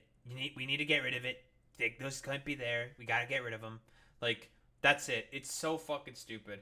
And a lot of the fucking justifications that they had in terms of a stabbing of old ladies in Union Station was at a different Union Station 700 miles away. So, wah, wah, wah, wah. Like, again, you're guaranteeing that those homeless people, if you throw them into jail, they're not going to get a job and they're guaranteed to remain homeless. Because in reality, he doesn't actually care about fixing the problem. About in oil and gas, such as essentially closing the great North Sea oil. Oh, the North Sea, I know it so well. Aberdeen was the oil capital of Europe, and there's tremendous oil that hasn't been found in the North Sea. Tremendous oil. And I was with the Prime Minister, I respect and like a lot, and I said, you're sitting with the greatest asset. They essentially closed it by making it so highly taxed that no developer, no oil company can go there. They have tremendous oil left, and more importantly, they have tremendous oil that hasn't even been found yet. And what a tremendous asset for the United Kingdom. And I hope the Prime Minister is listening because I told it to him 3 days in a row. That's all he heard. North Sea oil, North Sea, because I want to see them do well. I want to stop seeing them ruining that beautiful Scottish and English countryside with windmills and massive solar panels that go 7 miles. Yeah, dude, because it's going to be made a lot better when fucking petroleum is going to be extracted. Like, does he think that, like, oil rigs aren't going to be capable of, like, causing problems and potential leaks? Like, what the fuck are you talking about? Yeah, like, massive oil spill happens, which has consistently happened very often within the fucking goddamn Yucatan. Like, spare me it, bro. Like, we all know about this shit. Like, in the Gulf of Mexico, there have been huge BP oil spills. Like, we know from, like, the early 2000s. Yeah, massive oil spill happens. Yeah, okay, bro. You're not going to be singing those praises, are you? Don't believe them. Miles by 7 miles, taking away farmland. But we're not letting this happen in America. In 1982, the executive director of the United Nations Environmental Program predicted that by the year 2000, climate change would cause a global catastrophe. He said that it will be irreversible, as any nuclear holocaust would be. This is what they said at the United Nations. What happened? Here we are. Another UN official stated in 1989 that within a decade... I mean, we've been recording hotter and hotter and hotter summers consecutively ever since the fucking goddamn, 2000s, bro. Like, it's been getting fucking harder, bro. Like, now we're gonna do climate change conspiracism? Excellent. Entire nations could be wiped off the map by global warming. Not happening. You know, it used to be global cooling. If you look back years ago in the 1920s and the 1930s, they said, global cooling will kill the world. We have to do something. Then they said global warming will kill the world. But then it started getting cooler, so now they could just call it climate change because that way they can't miss. It's climate change. What the fuck are you talking about? We're now in a fucking cooling period? What are you saying? Like, where is this? Paris Climate Accords. What the fuck is he talking about? Climate scientists use both phrases, often saying global warming when referring to a long-term trend of increasing global temperature, and climate change when referring to the numerous effects the world is experiencing because of that trend. NASA says on its website, climate change encompasses global warming, but refers to the broader range of changes that are happening to our planet. Whoa, they made a general fucking term. That's the point of the term climate change, you fucking moron. It's a generalized term. Because if it goes higher or lower, whatever the hell happens, there's climate change. It's the greatest con job ever perpetrated on the world, in my opinion. Climate change, no matter what happens, you're involved in. Again, it's a death cult, dude. We're all gonna fucking die because of these like stupid Grandpa Simpson dipshit barely understanding what fucking climate change is. They're very cool. No more global warming, no more global cooling, all of these. Oh yeah, by the way, because he's gonna die before the consequences of climate change really start to ratchet up. I'm gonna tell you right now, if you were concerned about migration from the Middle East and other fucking countries, oh boy, if climate change gets worse and worse and worse and worse, the migration waves that are going to happen as a result of that, when those places start being fucking uninhabitable because of how hot it is going to be fucking crazy. And it's going to cause a whole fucking complete shitstorm. But none of these fucking dumbasses are going to care about that, because in reality, they are supporting the policies that are perpetrating it. It's complete fucking nonsense, dude. Predictions made by the United Nations and many others, often for bad reasons, were wrong. They were made by stupid people that have cost their countries fortunes and given those same countries no chance for success. Oh, yeah, if you don't get away from this green scam, your country is going to fail. And I'm really good at predicting things, you know? They actually said during the campaign they had a hat. The best-selling hat. Trump was right about everything. And I don't say that in a braggadocious way, but Trump is, no. He's just lying. Like, we've already disproven a lot of the fucking idiotic claims that he's making. It's just consistent fucking lies. it's true. I've been right about everything. And I'm telling you that if you don't get away from He's not. the green energy scam, your And by the way, the economy totally is not in the shitter, folks. Let me tell you. country is going to fail. And if you don't stop people that you've never seen before, that you have nothing in common with, your country is going to fail.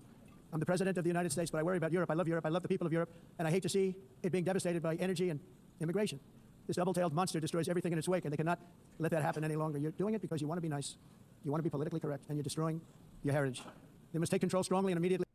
Destroying your fucking hair. What the fuck are you talking about, bro? Like, you're destroying the European heritage. Like, what? Because of, like, a lot of the instabilities that you're helping to cause, bro? Like, spare me it. You're the main dude who's causing all this to fucking happen, bro. Like, what do you mean? Like, all of your fucking initiatives going against fucking climate, making the economy worse, cutting off fucking USAID is causing fucking migration waves because you're an idiot who doesn't understand broader consequences of actions. You are the one who's causing these problems. Of the unmitigated immigration disaster and the fake energy catastrophe before it's too late. The carbon footprint is a hoax made up by people with evil intentions, and they're heading down a path of total destruction. You know, the carbon footprint was a big, big thing a few years ago. I remember hearing about the carbon footprint was an advertising campaign done specifically by the fossil fuel industry for the express purpose of, trying to individualize the problem and not push for fucking systemic change. That's what it was. It's a marketing campaign. Carbon footprint, and then President Obama would get into Air Force One, a massive Boeing 747, and not a new one, an old one with old engines that spew everything into the atmosphere. Bro, get the fuck out of here. Like, you take fucking private jets all over the fucking place as well. Like, spare me it. The stupid, like, hypocrisy burn bullshit is so fucking dumb, dude. Talk about the carbon footprint, we must do something. Then he'd get in, and he'd fly from Washington to Hawaii to play a round of golf. And then he'd get back onto that big, beautiful plane. He plays more golf than literally every other president combined. And he'd fly back, and he'd talk about, again, global warming and the carbon footprint. It's a con job. At extreme cost and expense, Europe reduced its own carbon footprint by 37%. Think of that. Congratulations, Europe. Great job. You cost yourself a lot of jobs, a lot of factories closed, but you reduced the carbon footprint by 37%. However, for all of that sacrifice and much more, it's been totally wiped out and then some by a global increase of 54%. Much of it coming from China and other countries that are thriving around China. The reason why a lot of other fucking developing countries are using fossil fuels is because they're not fucking developed like first world countries. You fucking idiot. So they have to use a bunch of dirty fossil fuel resources in order to be able to further develop. Like, they can't just immediately go into renewable fucking energies because either A, they don't have the infrastructure for that, or B, they don't have the ability to get that particular fucking equipment because they're still developing fucking nations. Which now produces more CO2 than all the other developed nations in the world. So all of these countries are working so hard on the carbon footprint. Oh, also, by the way, like, again, this whole, Industrial Revolution, of course. The thing with China, the reason why they're using a bunch of coal power plants is because they're using them as a transitionary step, and then they're going to wean off of them. Like, it's being used right now because China can source a lot of coal within its territory very, very easily. they're going to use it for the time being to have a transition into more green energy sources. Again, China has all these coal power plants, but they also have so many wind farms. Like, please, spare me it, dude. Which is nonsense, by the way. It's nonsense.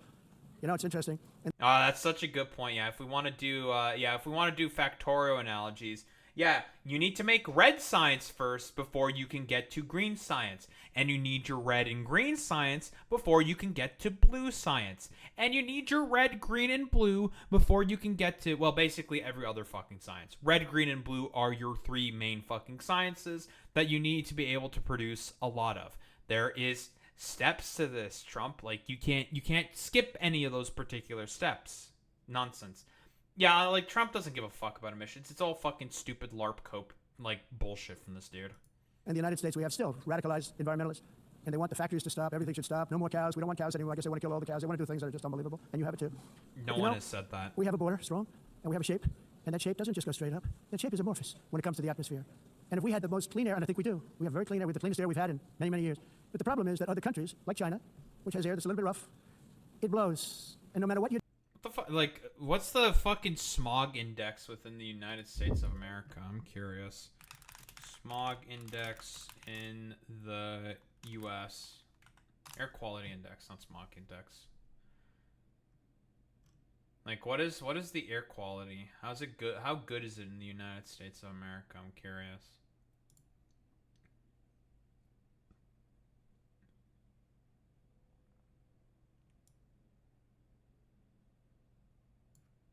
Yeah, it would make sense. Yeah, they don't manufacture shit anymore.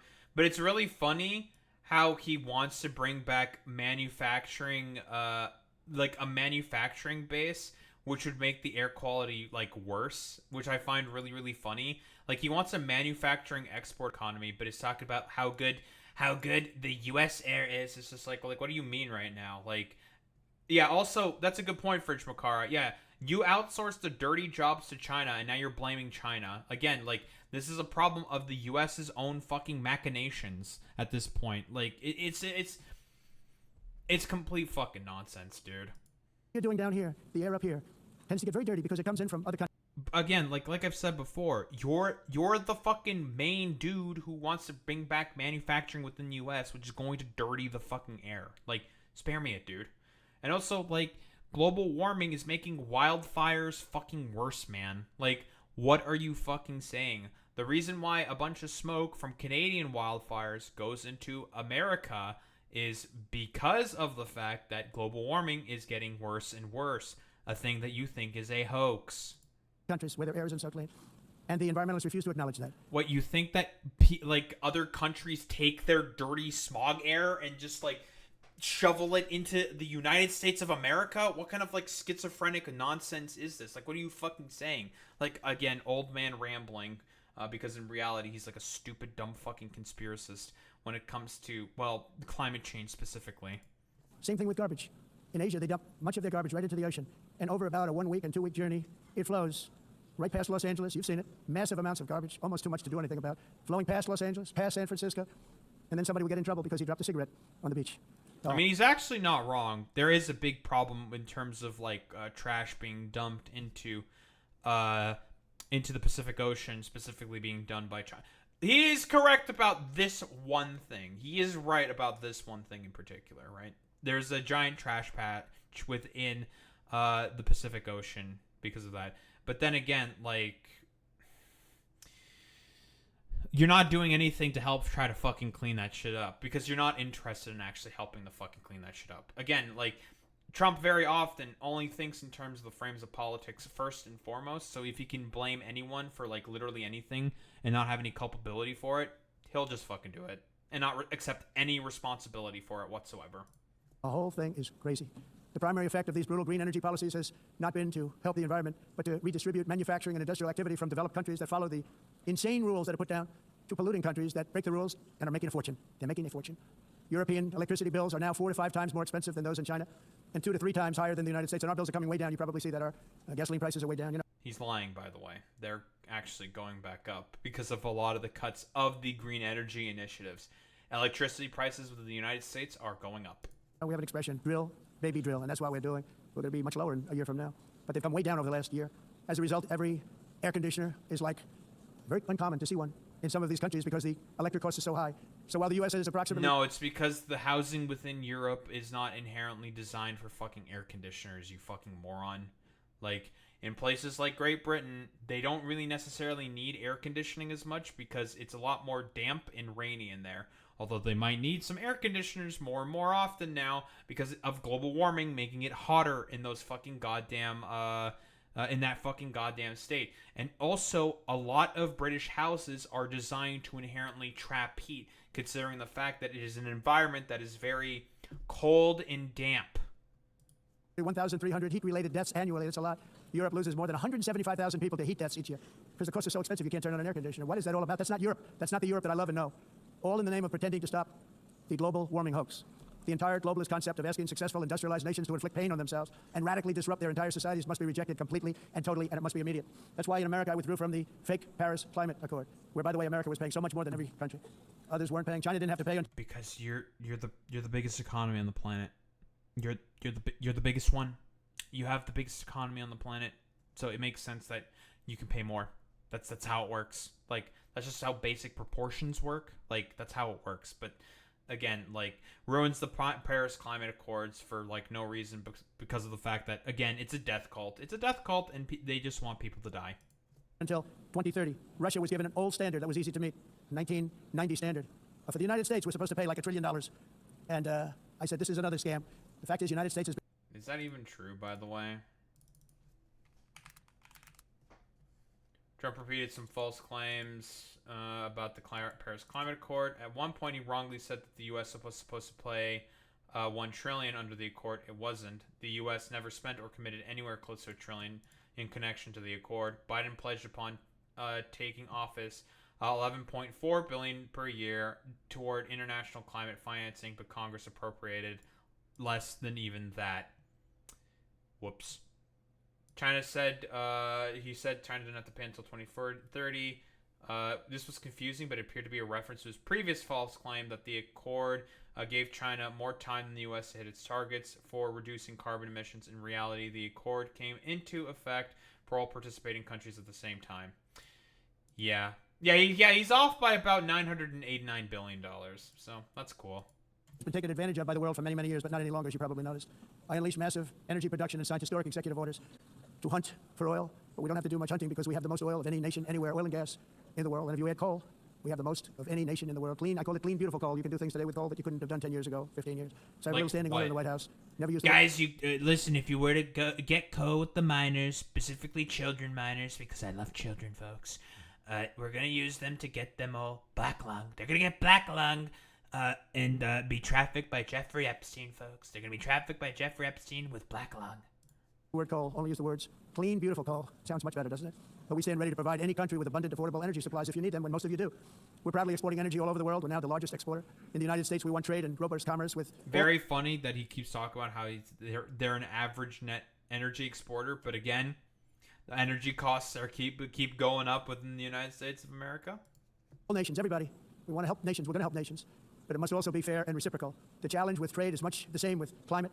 The countries that followed the rules, all their factories have been plundered. It's really sad to watch. They've been broken. They've been broken by countries that broke the rules. That's why the United States is now applying tariffs to other countries and much again, like broken factories by countries that broke the rules. Again, like I've said before, when he makes claims like this, it's all just inherently inconsistent, just complete gobbledygook.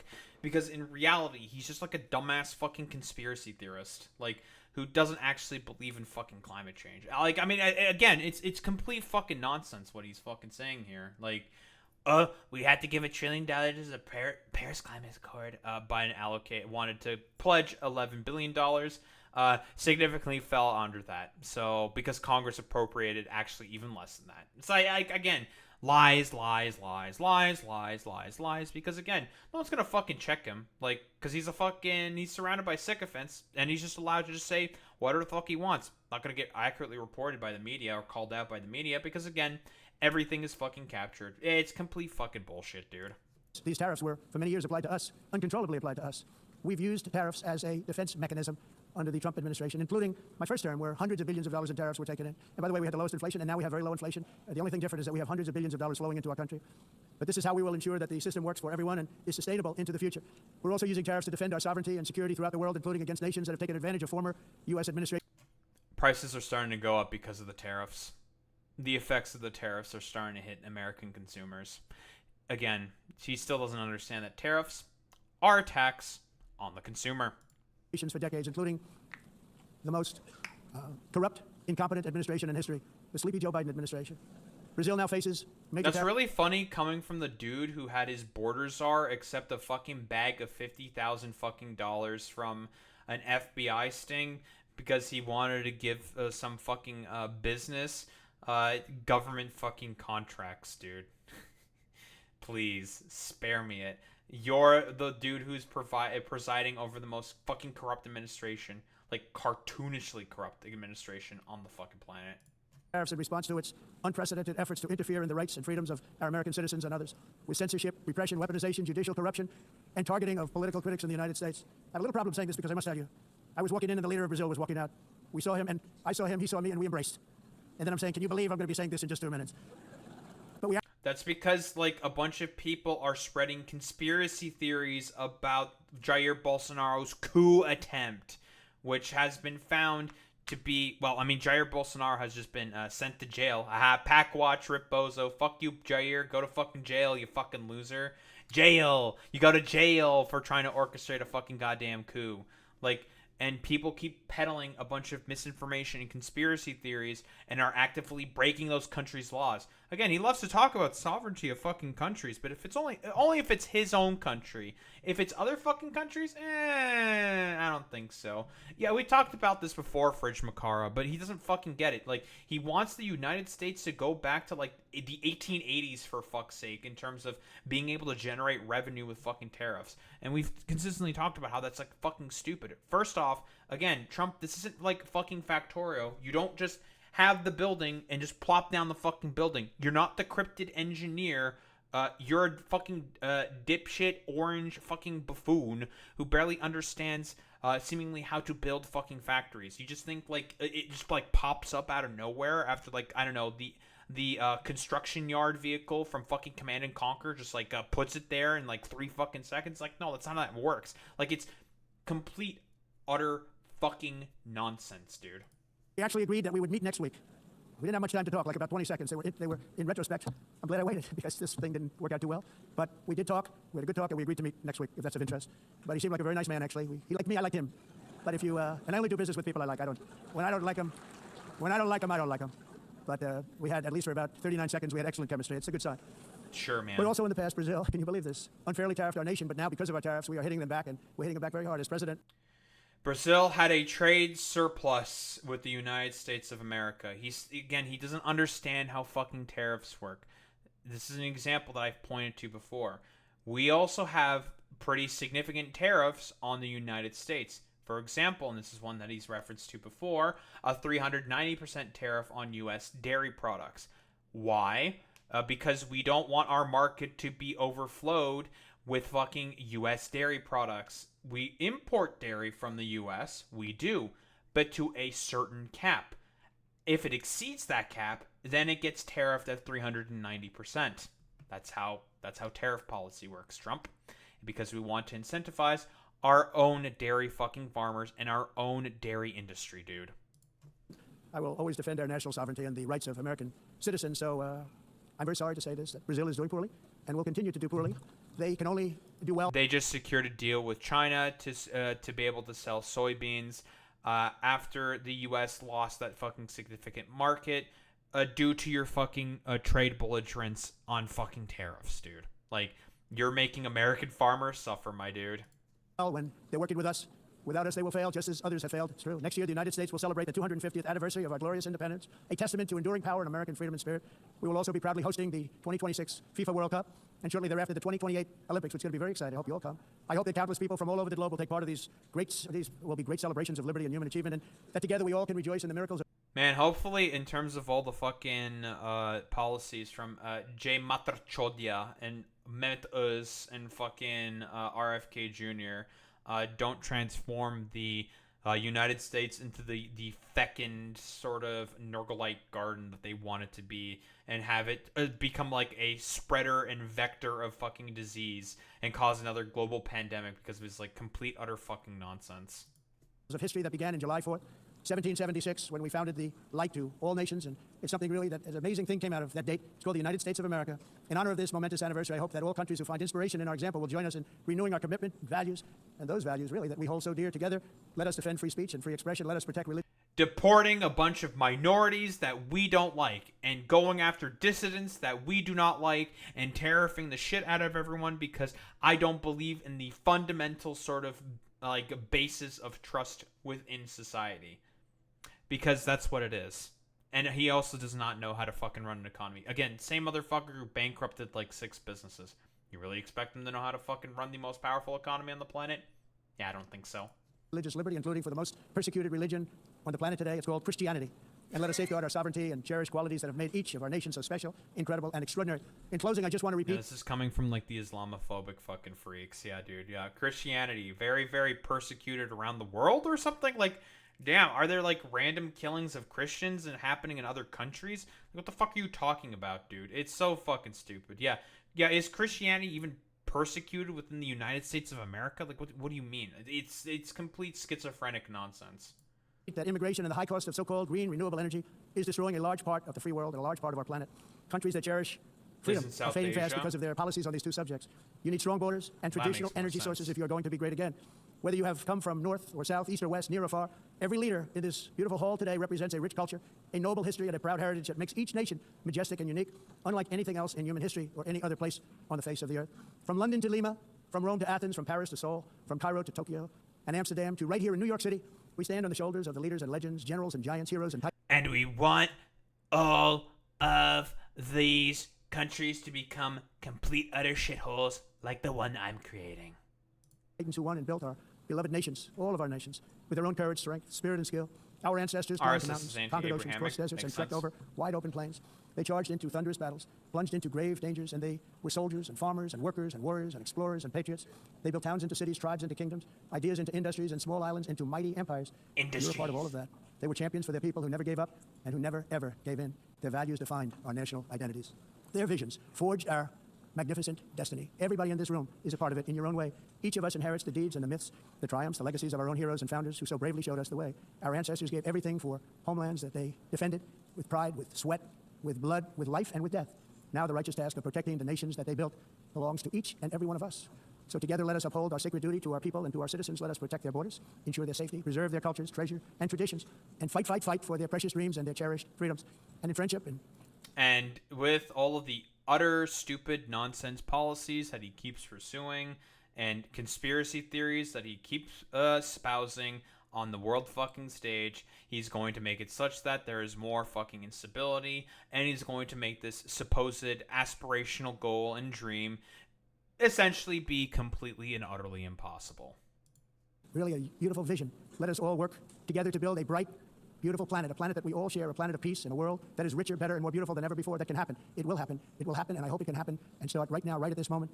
We'll turn it around. We're going to make our countries better, safer, more beautiful. We're going to take care of our people. Thank you very much. It's been an honor. God bless the nations of the world. Thank you very much. Bye. Bye. Listening here to President Trump giving his first address to the UN General Assembly. Great, fantastic, excellent. I don't know what else is there to really say. Basically, just spread nothing but complete utter conspiracy theory. Just lied every single time consistently about all of his fucking claims. And did all the exact... Honestly, like, it's like almost as if some 2014 era Gamergator gave an address at the UN General Assembly. Like, honestly, I think that's like no other way to put it besides that way. Like, some Gamergator decided to get up there and address the United Nations. It's incredible how it is essentially deteriorated to the point that I guess like if you're a Gamergator, now you can address the world stage. So yeah, don't think there's really much else to say here besides Trump is a belligerent liar. He's a complete utter fucking nonce dipshit idiot moron who barely understands about any of the fucking topics that he talks about and is just a complete utter dipshit who will consistently lie about as much as he breathes. Again, like CNN fact checker withstanding. don't think there's really much else to say besides I'm going to tell you right now, well, it's time for the world to basically deteriorate into a worse and worse fucking position because of this complete, utter orange buffoon being the main guy leading the world's most powerful fucking economy.